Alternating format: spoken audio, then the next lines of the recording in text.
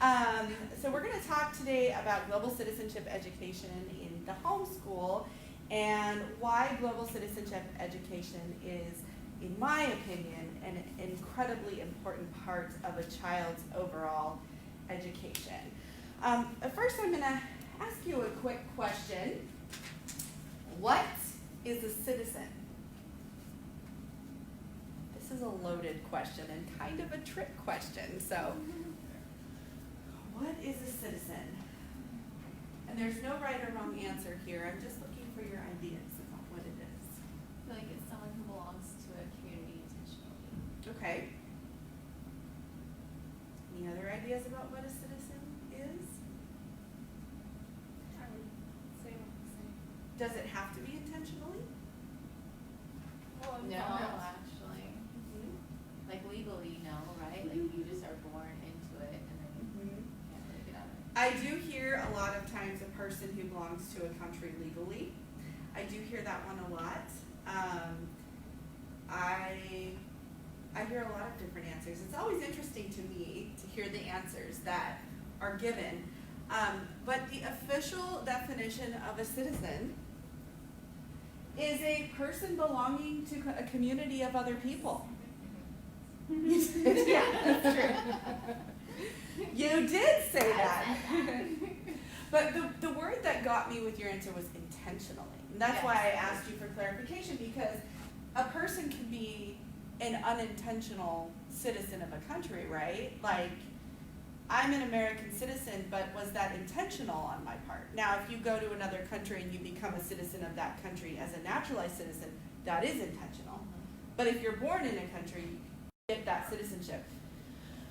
You know, if you move to a community, my husband has a job where we've moved around a few times. And so every time I join a community, I am a person belonging to that community, whether it was, you know, my choice or not. So it's, at its very basis, a person belonging to a community of other people. And a lot of times people think about being a citizen as somebody who is a citizen of a small piece of the world, right? So we're citizens of our country, we're citizens of our community, we're citizens of maybe a church that we go to, or you might be a citizen of your homeschool group if you belong to one, or a school. So there are varying degrees of being a citizen of a community. But what a lot of people don't think about is how you are a citizen of the globe, of what we are consider of greater humanity, right?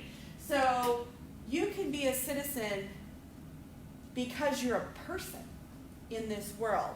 And so that's kind of where I'm going with this presentation. So we're going to talk about what, it's a little delayed there. What is global citizenship? Are you aware, are you familiar with the UNESCO? So you know the United Nations, correct? Okay, so the UNESCO is it's the branch of the United Nations Educational, Scientific, and Cultural Organization. And what they do is they kind of set the tone for global citizenship and global citizenship education across the world. They also are in charge of the heritage sites around the world. Is anybody familiar with the heritage sites? What are some of them that you have? Ancestry.com, U.S. countries? No, not quite. The heritage sites are like the Grand Canyon. Oh. There, I believe, so they could be naturally occurring places in the world. They could also be Like Yellowstone. What's the wall where people put their prayers and stuff in? I think that might be Oh fun. yes, I know what you're talking about. Yeah. Israel. I can't remember Yeah. the name of it. I think That's one. One of them that was just named in July of last year called the Puy de Dôme, which is the green volcanoes in France in the Auvergne region. I happen to be very familiar with those because I'm in Vichy every single year. So those were just named, I believe, if I'm not mistaken, maybe the Colosseum in Rome is one, but they have like a whole list of these heritage sites. And I believe Notre Dame is one as well. So what they do is they make sure that these sites are maintained so that future generations can enjoy them. So whether they're naturally occurring or they were built by people hundreds or thousands of years ago, I think Stonehenge is one as well. So they make sure that these are maintained, that people have access to them, that they can go visit them, and a lot of these places are free to go into because they want people to go. And the reason why they're so important and why they're named these sites is because they show a piece of lifestyle, either from history or from the people that built them, the people that lived there. They have some sort of heritage, right? Okay. Hence the name heritage site. So the UNESCO refers to their global citizenship definition. It says it refers to a sense of belonging to a broader community and common humanity, and emphasizes political, economic, social, and cultural interdependency in the world and interconnectedness between the local, the national, and the global. So basically, when we talk about global citizenship, we talk about how our local affects our national and how that affects what's going on in the rest of the world, right? We want our children to be aware, and just people in general to be aware that it's not just right here, it's this bigger picture, and we have to look at that bigger picture. So why is this an important thing to talk about with our kids? And we're going to do a little activity in a little while that'll show you. But we live in an increasingly interconnected world. Think about it. How often do people move around for work? It might be you stay in the same country, but you go to a completely different area. You might be moving to another country. In fact, I have a student right now who is moving to Belgium. Wow. And her parents, they have traveled a little bit, but they're having to learn a whole new system, a whole new group of people, a whole new culture. And they're excited and overwhelmed all at once. So they're doing some of these global citizenship activities in order to prepare themselves to move.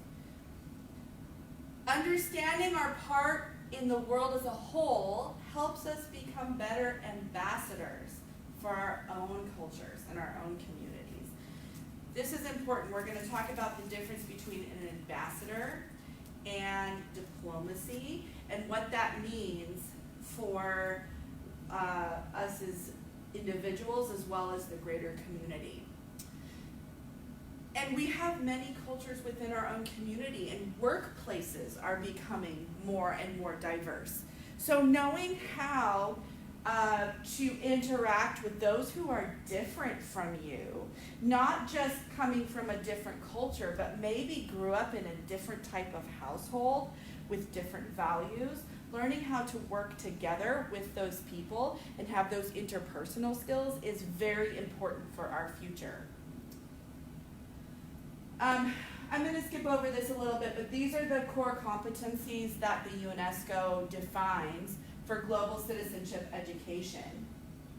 So we have a cognitive, a social, emotional, and a behavioral. And basically these come together to form their standards for global citizenship education across the world. All right, so let's talk about the difference between diplomacy and ambassadorship. So diplomacy is the art of dealing with people in a sensitive way, whereas ambassadorship refers to being a messenger, representative, or advocate, usually in relation to representing your own country. So when we talk about global citizenship education and we travel with our kids, or even within our own communities, that is the first step in diplomacy. When I take my children abroad, they are representing America. So there are things out there called stereotypes, right? What are stereotypes except simply cultural misunderstandings, right?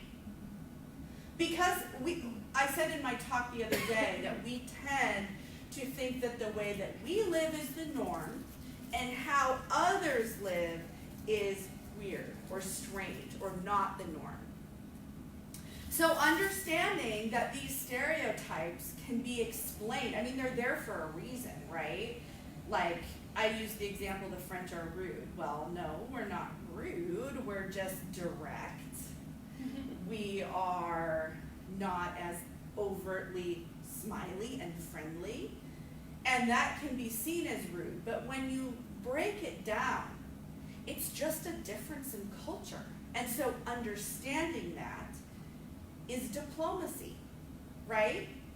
Understanding that is coming together and saying, okay, well, I met a French person, and this is what I learned about that person. And then that becomes ambassadorship, because then you can go home and tell everyone that says, well, French people are rude. Well, actually, this is what I learned. And educate others. And so that's what the difference is. When I travel with my students to France and they go on the French Immersion program, they are with 120 different nationalities in that program. And the one thing that every single one of them says to me at the end is, I met people from countries that I have never even heard of, and I changed my viewpoint on countries that I had a preconceived idea about. And that is so important. Think about the power in that. Because we have a world that is increasingly coming together and becoming smaller, and people are moving, but we also have a world that's becoming increasingly divided by these radical ideas. And so if we can put our youth into a situation where they are learning about other people, think about the power of that, because our youth are our future. All right, so I want you to take your little person. This is an activity that I do with my own children in our, do you need another one? No. Okay, so this is an activity that I do with my own children. I do this with the students who are going to travel with me. And we actually, every time we travel somewhere, or we do an activity, or we do something that is global citizenship education related, I take a picture of their person from before, and then they add to their person so we can see the progress of their person. So what I want you to do with your person is, on the inside of the person, I want you to write or draw pictures of things that illustrate who you are from the inside, from your choices and your development. On the outside of the person, I would like you to write words or draw pictures of things that illustrate who you are from the outside, like your family, your culture, your friends, media, other people. And I'll just have you write a couple so that we're not taking a huge amount of time with the activity. But usually I give my kids a good reflection time, maybe 30 minutes or so to work on this each time we do it. And I have a student example to show you of before. But go ahead and just write on the inside and the outside a couple of things, and then we're going to share. And I'll share a student example. And you don't have to write the narrative part. I'll just talk about that as you're writing your things. You can draw pictures. You can do whatever you want. So when they're done with the person each time, they write a narrative about what they wrote on their person, and we'll talk about that in a few minutes. So does anybody have something you want to share about what would go inside your person? So inside of the person, we're doing both the things that come from our own choices and then also the things that come from our family and So on the inside of the person, you're going to write the things that come from the inside of you, things about your personality, things about choices you've made, things that come from the inside. mm-hmm. On the outside of the person, you are going to write things like that come from outside influences. And I'll show you an example. Go ahead. It says inside again. Oh, That's I'm why sorry. She was confused. Okay. I understand. Well, no, it makes yeah, sense. now it makes sense. I understand. Yeah, so this is an example from a student. So things that she likes, personality things. I'll just give you a second and then we'll share. I should fix that. Thank you very much. No, I wasn't. No, I just, Do you need a pen? Yes, I hate this. I have like at my table I have like 300 pens. There's like I have an extra.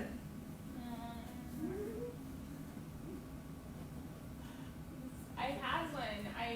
I'm very like weird about my pen thing, but I left it somewhere. Thank you. I should have brought them So in. the inside is what? The inside are things like your personality traits, things that you love, things that come from the inside of you, and then the outside are things that, ideas that have been brought onto you or. And you don't have to fill the whole thing out like this one. This is a student example from a student who is traveling with us this summer. So hers is not full yet because we haven't done the second part.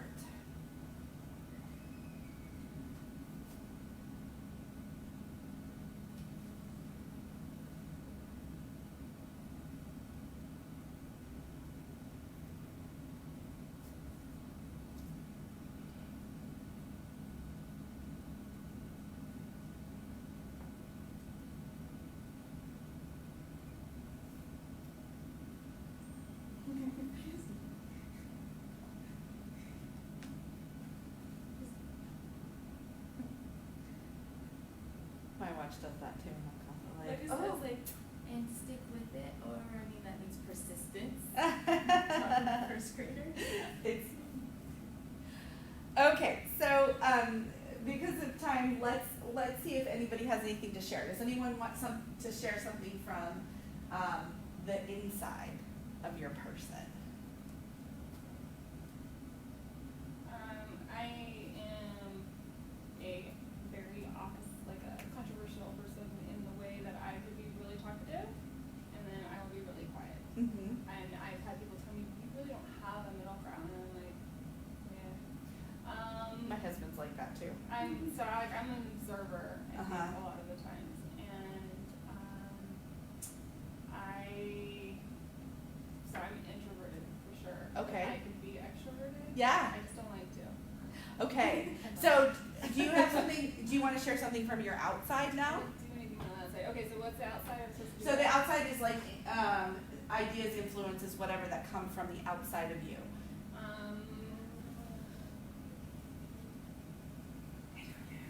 Okay. That's okay. I think I have really developed a lot of my artistic ability from past teachers. Okay. I don't know, kind of Yeah, like high sure. school and then going into college. Sure. Um, Okay. My grandma too. Yeah. So there's that, I guess. Okay. And then it's not, I'm artsy because of Good. that. Excellent. Okay. So the artsy part would go on your inside, Oh, okay. and the other stuff would go on the outside. Okay. Anybody else want to share? I have persistence on the outside because I am not a persistent person, but I have been trained to stick with it. Okay. Excellent. Very good. Anything else? Okay, so the goal of this activity is to show that these two things are connected and both ways. So we're given social messages. We're given messaging thousands of times a day. It could be anything from when you say to your 2-year-old, this is an interesting example. You say to your 2-year-old, "Good girl, I'm so proud of you," or to your teenager even, "I'm so proud of you." That's a message, right? So your child does something that brings you pride. That's an outside influence, but the child feels that pride on the inside. It could be somebody tells it can be negative as well. Somebody tells your child or you or anyone in general a stereotype of somebody. The French are rude. So now I have these goggles on when I go to France expecting them to be rude, instead of I've closed myself off. However, I go to France, I say I'm going to have an open mind. I make that decision inside of me. I experience something different. And I can write on my outside of my person, the French are not rude. So these are all thoughts and social messages that come from the outside that affect how we feel on the inside. It can go the other way as well. My 6-year-old is one of those kids that's always afraid to try something daring, right? So my older son, has autism, has no fears whatsoever as far as doing something daring, dangerous. This is the kid that will climb on things, will climb up to the top of his bunk bed and take a big blanket and try to sail off. You know, I have to watch him like a hawk. He has fears, but he has no fear when it comes to things that might, hurt him. I'm surprised we've had no broken bones in our house, to tell you the truth. But my 6-year-old, on the other hand, is a kid who is very guarded when it comes to that kind of stuff. Like, we went to Great Wolf Lodge, and he refused to go on any of the slides. But he's one who will decide to do something. He'll decide it's his time to try something, and he will do it. I'm so sad I missed it because I was gone. He just learned to ride a bike, but without training wheels. And I've been getting videos all weekend of him riding his bike. And that's something where he is so guarded that he's so hesitant to try something, and then all of a sudden something changes inside him, whether he has some kind of external motivation, usually bribes work with him very well, or his brother does it and he sees that it's okay, and then he decides that it's okay for him, and his message changes from this is dangerous to this is actually a lot of fun. So in some cases that is a good thing for him, because at least I'm not having to monitor the jumping off the bunk bed, right? But on the other hand, there are things that are fun that he doesn't have a chance to try because he won't try them. So that changes the messaging. Does that make sense? And I love to do this activity again after every experience. So it doesn't have to be a travel experience. It could be, we're going to go to the opera. And a social message might be, oh, the opera, that's for girls, right? Are you the opera singer? No, my daughter sings, but I don't. There was somebody who was an opera singer who came to see me yesterday, and I thought it was you, but never mind. Okay, so we're going to go to the opera. Or I want to take ballet lessons. Oh, but ballet lessons are for girls. I put my son in ballet lessons, and his social message was, ballet lessons are for girls. Then he took ballet lessons, and he really enjoyed it, and it changed that social message. So every time that we have this kind of experience, we add to our person. And a lot of NFL players need ballet. Exactly, that's what I told him. I said it helps them with their agility. balance. exactly. So we can see the progress in changing our thoughts and ideas. And this is a huge part of global citizenship because it shows us that the outside influences the inside, and we can change the way we view things. It's growth. That is a perfect illustration where you can actually visually see the growth. And so I do this before we leave for France with my students and after we leave, after we come home. And they can see the growth in them. I've never had a student not have something change, ever. All right, so here are some suggestions for integrating culture in your home because, you know, like I said, culture can be in your community, it can be outside of the country, and a lot of times we think about culture being another country, but think about how much culture we have in our own communities. So read books aloud with cultural and human connection messages. Guess what book I suggest everyone read? Every person on this earth should read this book. Do you know what it is? I mentioned it in another talk. The Little Prince. Oh. Or the little, is it the same thing with Little Princess and Little Prince? They No. all go together? Mm-mm. Oh. The Little Prince is a book by Antoine de Saint-Exupéry, it was written in the 1940s. It is an incredible book with a lot of deep messages, and it's a book that speaks to everyone. You can be an adult, you can be a child, and you can get something out of this book. I've read it thousands of times. I have it tattooed on my body. That's how much I love The Little Prince. And it is a national treasure in France. The author was French. And story about a little boy who comes from another planet. In fact, he comes from an asteroid, and it's a teeny tiny little planet. And he goes to visit different people on other planets to try and asks them questions. And it's beautiful because it gives you these messages of connecting with other human beings,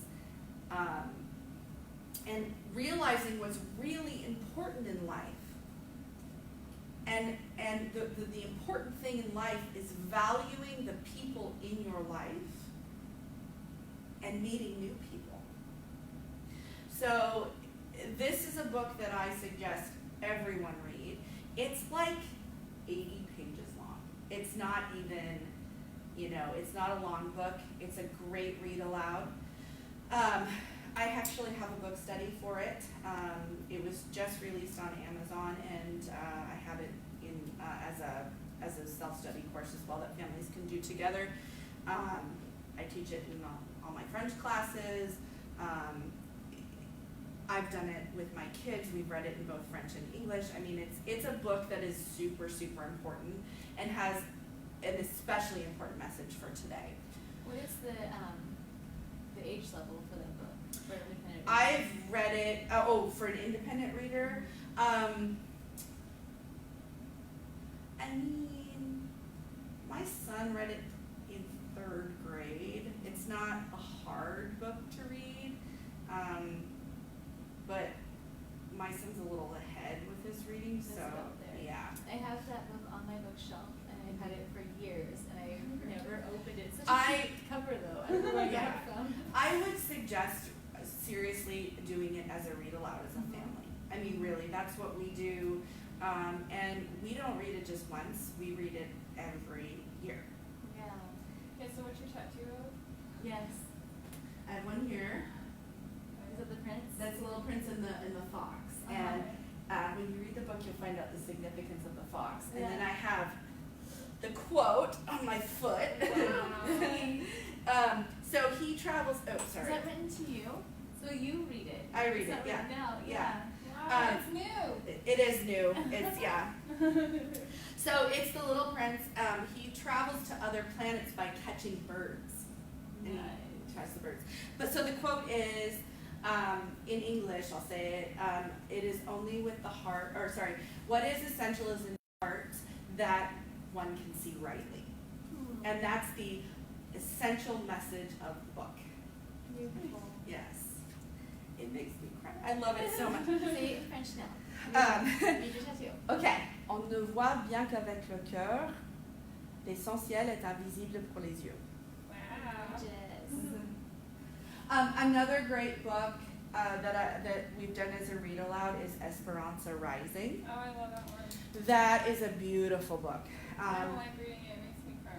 And you know what's interesting about that book is that it's so funny because my son, my 11-year-old, almost 11-year-old, he said he made comparisons to today.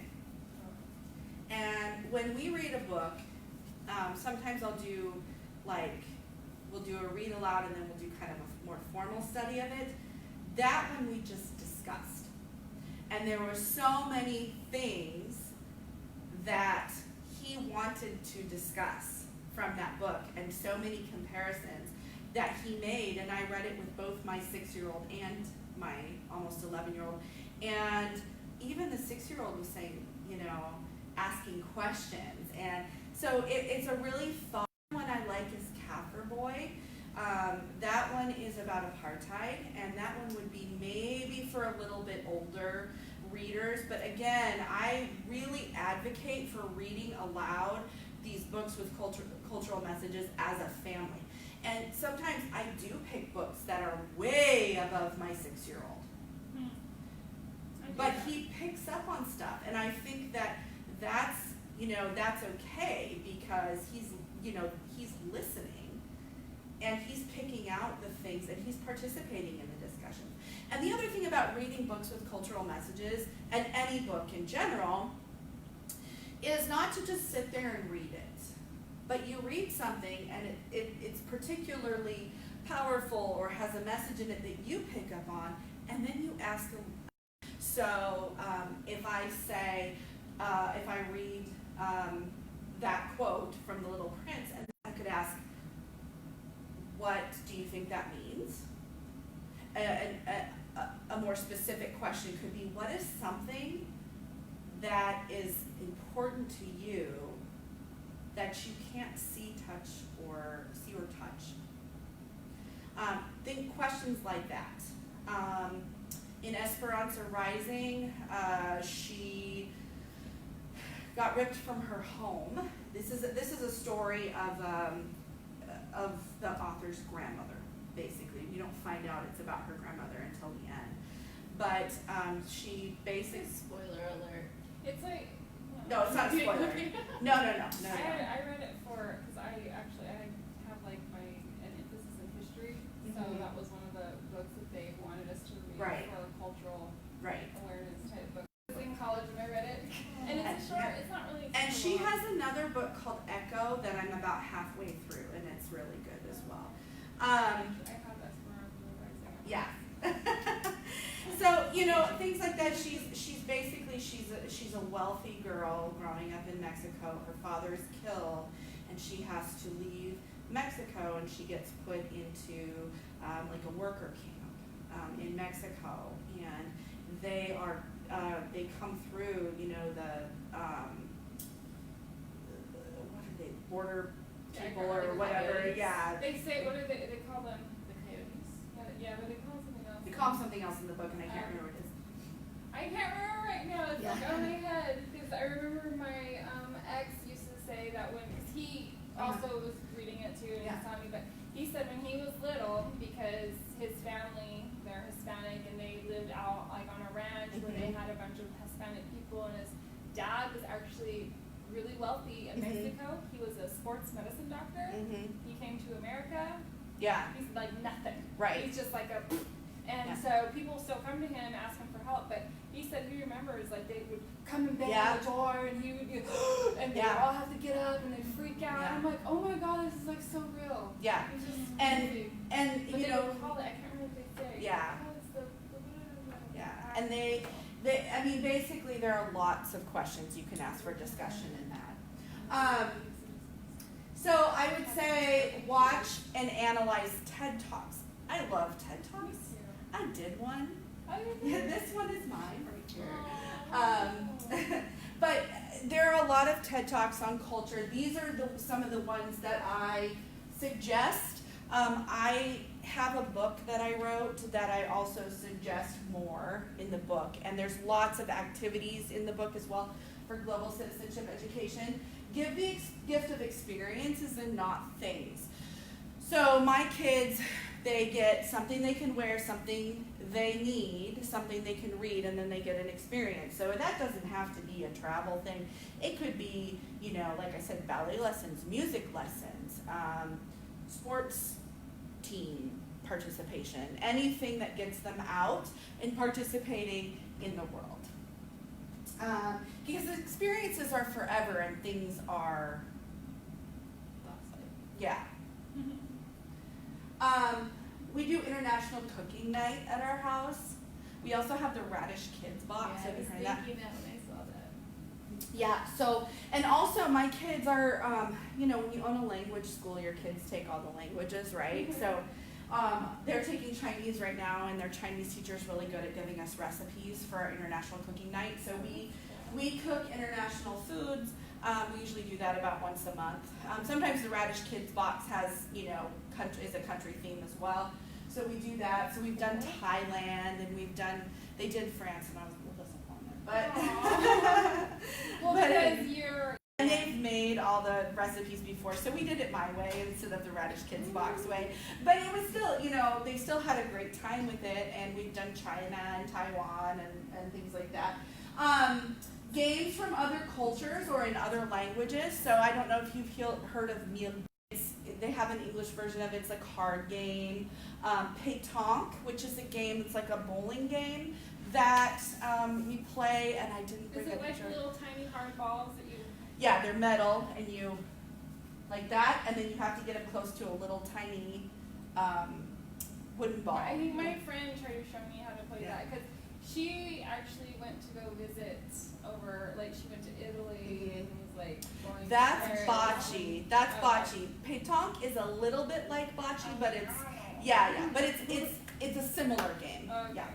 Yeah. In Iowa, so I lived in Iowa for 4.5 years. They like to, yeah, I know. You lived in a flyover state? Well, my husband had a job there, so anyway, they like to play a game there called cornhole, which growing up in Seattle, I'd never heard of in my life. So there's a cultural game. I don't know, maybe others know about it, but It's really big yeah. here now. Like, Is I it? mean, I remember a few years ago, tailgate. it wasn't. Yeah. It wasn't a big thing. But people would like have a barbecue and they'd be out Like playing the cornhole. hockey. And, yeah, I'd never heard of that before. My friend said, what is cornhole? And she's like, what do you think it is? And he goes, I don't know, do you stick corn in the holes? And we're like, That's how it originated.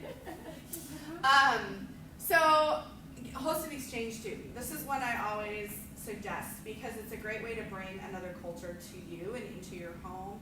And essentially, you know, they're here to learn about our culture, but they will also share parts of their culture, and you can host for a whole year, you can host a semester, you can host 2 weeks in the summer. It's a great way to. I try to do that. It's hard to kind of, like, I'm like, oh, there's so many different. I can tell you one for. recommendations. I can tell you one, a good one for France if you want France. Yes. Yeah. It's called LEC, L-E-C, capital L, capital E, capital C, and I can't remember what it stands for. But my family used to host a LEC student every single year when I was younger. It stands for like loisir. Yeah. I can't remember what it stands for, but it's a great organization. I would stay away from EF Foundation. Far away. See what you found too. Yeah. It's called Far Away? No. Oh, you're Stay saying away. so I'm far saying away. far away. From EF. From EF Foundation. I Yeah. want to write it Do down. Rotary clubs also? Yes. Yeah. Yes. Are those good? Yes, I think they're fairly good. The only thing about the Rotary Club is that they change host families every 3 months, and I don't like that part of it because you get bonded to a family and then you have to move to a new You're running away family. from your family. Yeah. And then is there, do they have any, like, have you paid for another question that a lot of people, yeah. Okay. You Yeah. get a little bit of a Unless it's a board. stipend. Exactly. Some of the programs that have you host long term, they give you a little bit of a stipend. LEC doesn't because it's really short. It's like 2 weeks. Oh, that's awesome. But that's a good one. I wish I knew of some other ones that were like short like that. I know there's a lot from Japan that are short, like summer ones. I typed in LEC and it came up with Lake Eric College. Yeah, it's like loisir something. Loisir, LOISIRS something. I can pull it up on the computer after in a minute if you want. The other thing is study and create art from other cultures. I said go to the ballet, opera, visit a museum, visit religious centers. This is a great one because religion also gives you kind of a difference in culture. So if you visit a religious center, for example, if you go to a mosque, they will bring you in, they will show you everything. They might even give you some food. I mean, seriously, they want people to come in because there's such a stereotype about Islam, and so they want to set people straight, and so they love it when people visit. You can go into any church or religious center.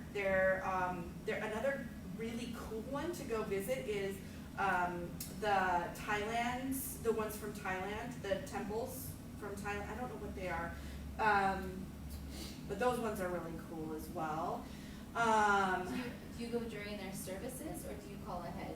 No, you can just show up anytime. I mean, you could go to one of their services for sure. I know that some of them don't let you go to the service, but You could go to any Catholic church in the entire world. right, and just walk in. Really? Yeah, and whatever is being at that mass or whatever Yeah. will be at every mass in the Right. entire world for that day. Yes, exactly. I'm a Catholic as well, so. The other thing is, like, for example, if you wanted to go visit, the only place that you cannot go and visit is a Mormon temple. That's right. Yeah. They will not let you in. But You could go to a Mormon church. you could go to a Mormon church. And but you could get accidentally baptized. But like for example, you know, the other thing is that if you're going to go to a religious center, it's good to know what the etiquette is ahead of time. The etiquette. Okay, So, for example, in a Catholic church, you never take pictures of the altar. So in Europe, if you're sitting up there going like this in front of the beautiful altar, you want to take a picture, but it's actually disrespectful to European Catholics to do that. So you want to know what the etiquette is when you go in before you go in. But honestly, most religious places are very welcoming and will tell you if you're not supposed to do something as well. See signs. Yeah.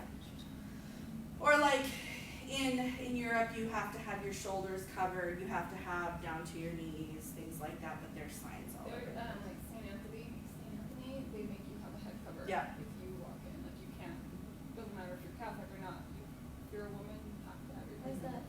St. Anthony's here, California, I don't remember. Um, I just go to all kinds of different ones from being at work.